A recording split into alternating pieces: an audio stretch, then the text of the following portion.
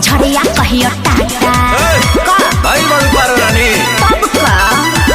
अरे एको दिन न खाले बानी बुक रहेला साटा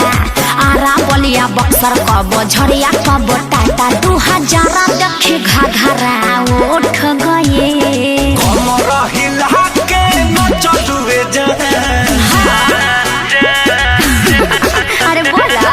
कमरा हिला के न चलुए जादू जी की चौकी टूटी गई कमखी दबा के हंसलुए जादू जी के चौकी टूटी गई अरे टूटी तबे न जुटी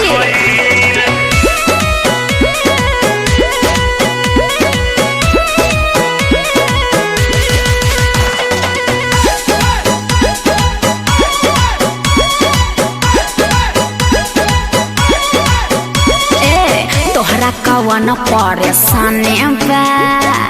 गजबे तोहारी जवानी बा हाँ तो तोहरा का बुझाता 500 के नचनिया बनी अरे तेगो भैंसिए खोल ले जो तोहरा कवन परेशानी बा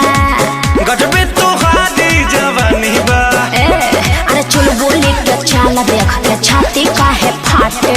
अदा और स्टाइल के ना जोड़ा कोनो बाटे आजा लूटे वाला सब है लूट गए कमरा हिला के न चलुए अरे बोला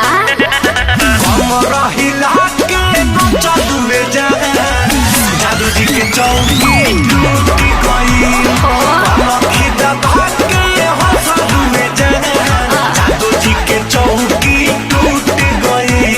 हाँ तो टूटी ना टूटबे करी